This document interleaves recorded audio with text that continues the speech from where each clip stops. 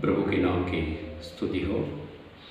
प्रभु में मेरे प्रिय भाई और बहन सबको मेरा उद्धारकर्ता और परमेश्वर का प्रिय पुत्र प्रभु यीशु मसीह की मीठा और धन्य नाम से नमस्कार। आज फिर एक बार मैं एक पवित्र वचन के साथ आपके सामने आया हूँ। आइए उस वचन को एक बार पढ़ें। मत्ती रचित सुसमाचार उसका 18वां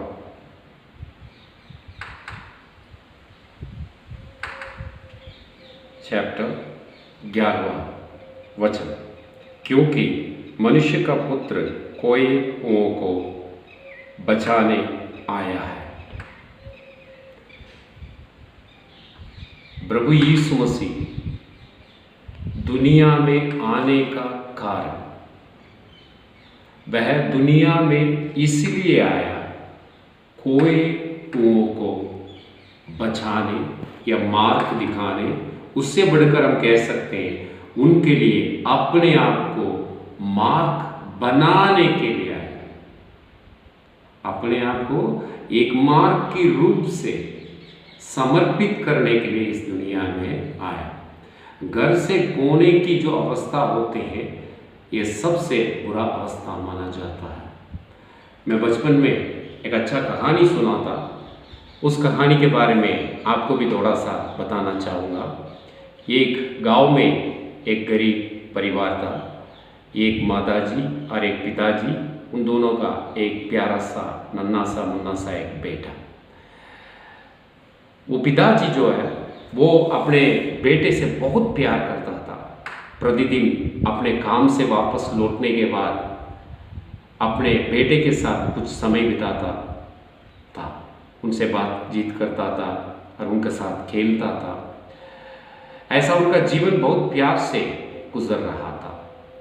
गांव में एक बार एक बड़ा मेले का आयोजित किया गया।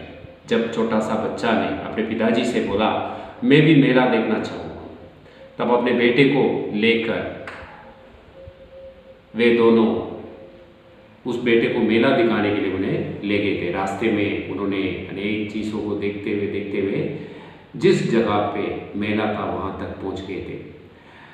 जब मेले के अंदर वो प्रवेश कर रहे थे, उन्होंने मिठाई का दुकान देखते हुए बेटे ने मिठाई के लिए रोया। पिता ने उसको मना किया। थोड़ी सी आगे जाकर उन्होंने एक फूलों का दुकान देखा। उन फूलों की सुगंध से आकर्षित होकर उन्होंने पिताजी से फूल मांगे। पिताजी गरीबी के कारण मना किया। इसी प्रकार उन्होंने अनेक चीज़ों को देखकर पिताजी से तंग किए थे उन चीज़ों को खरीदने के लिए, लेकिन पिताजी ने उनको मना करते हुए आगे ले गए थे। उन्होंने वहाँ एक स्नेक चार्मर को देखा था। वो सांप को रखकर वहाँ कुछ मैजिक दिखा रहा था। तब पिताजी को आग छोड़कर उस बेटे ने उस भीड़ के अंदर प्रवेश कर उस स्नेक चार्मर के उस मैजिक देखने में अपने आप को समय बिताया। भीड़ के अंदर होकर उस मेले में वो अपने पिताजी से भटक गया, अपना रास्ता खो गया। भीड़ों में खड़ा होकर चिल्लाकर रोने लगा, पिताजी पिताजी, माताजी पिताजी। लेकिन उनकी आवाज़ सुनने वाले वहाँ कोई भी नहीं था। एक आदमी उनके पास आया, उनको अपने कंधों पर उठाकर उससे बोला, क्यों रो रहे हो? तब उन्होंने बोला, मैं मेरे पिताजी को खो गया। मेरे पिताजी से हटकर जब मैंने ये स्नेक चार्मर का मैजिक देखने के लिए आया, तब मैं रास्ता भटक गया, पिताजी से खो गया। अब मुझे वापस मेरे पिताजी के पास जाना है। उसने उसको मिठाई की दुकान पर ले गया, अच्छे मिठाई दिखाकर बोला, रो मत, मिठाई ले लो। लेकिन वो मना कर दिया, मुझे मिठाई नहीं चाहिए, मुझे पिताजी चाहिए। उन्होंने सुगंध देने वाला उन फ्लावर्स की दुकान में ले गया, कुछ फ्लावर्स लेकर उनको देने लगा। जब उन बच्चा ने मना कर पिताजी के लिए रोना। जिन जिन चीजों के लिए पहले अपने पिताजी को उन्होंने तंग किया, उन चीज उनके सामने आते हुए भी उन्होंने लेने से इनकार किया और अपने पिताजी के पास जाने की चिल्लाया। ये कहानी से मुझे ये समझ में आया,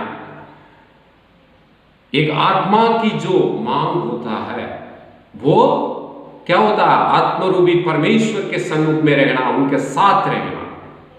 यही हर एक मानव जाति का बेसिक नेसेसिटी होता है। जैसा एक प्यासा व्यक्ति के सामने दुनिया भर की खाना लगा हुआ, उनको क्या चाहिए?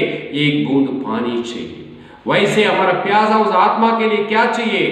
परमेश्वर के साथ संगति चाहिए। हम परमेश्वर से बहुत दूर हो चुके थे, हमारा रास्ता खो चुके थे, रास्ता भूल चुके थे। वापस जाने के लिए हमें मालूम नहीं पड़ा था।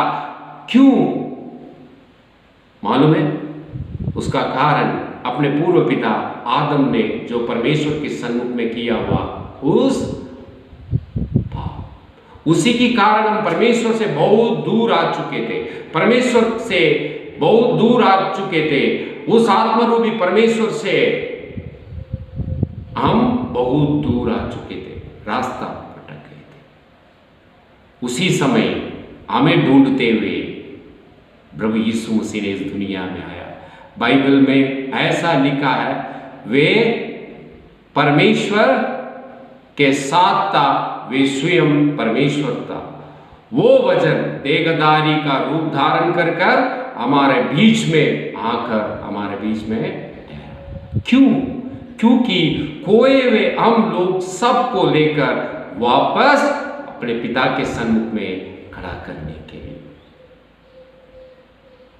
उसके लिए उसने क्या किया? काल्वरी सूली पर अपने आप को बलिदान के रूप में, अपने पापों के लिए नहीं, हमारे पापों के लिए, क्योंकि उन्होंने कभी पाप नहीं किया, वो पाप क्या करके जानता तक नहीं था। हमारे पाप की बोझ उसके सिर के ऊपर रखा गया। उस बोझ के कारण, उस बोझ को खत्म करने के लिए उसने काल्वरी सूली पर अपना पवित्र खून बहाया, अंतिम खून तक बहाया। उस बलिदान के जरिए परमेश्वर का हमारा मेल मिलाप हुआ।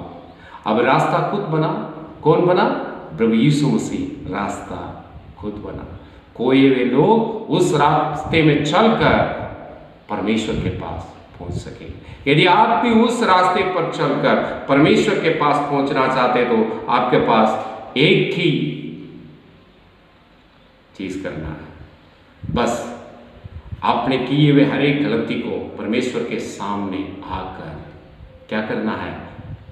मानना है और उसकी पाप की क्षमा मांगना है और प्रभु को अपने उद्धारकर्ता के रूप में ग्रहण करते हुए हम वापस उस सन्मुख में प्रवेश कर सकते हैं। जिस दिन आपने अपने पाप को, अपने किए हुए गलती को एहसास किया, पश्चाताप किया, माफी मांगा और यह समझा प्रभु ने जो काल्वरी सूली पर अपना पवित्र खून बहाया वो मेरे पापों की कारण है, आप क्या कर सकते हो? उनके जरिए परमेश्वर के पास पहुंच सकते हो। यदि आप उद्धार मांगते हो, उद्धार प्राप्त करना चाहते तो यही एक काम करना है। प्रभु के नाम की स्तुति हो। धन्यवाद।